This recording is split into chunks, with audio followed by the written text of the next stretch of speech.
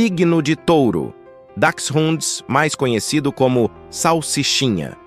Touro, 21/4 a 20/5, é um signo de terra, sendo caracterizado por sua gulodice e certa dependência dos donos. Se não treinados corretamente, podem se tornar extremamente teimosos, querendo mandar na casa com tendências agressivas. Mas se criados corretamente, se tornam extremamente fiéis e protetores, assim como os Dachshunds,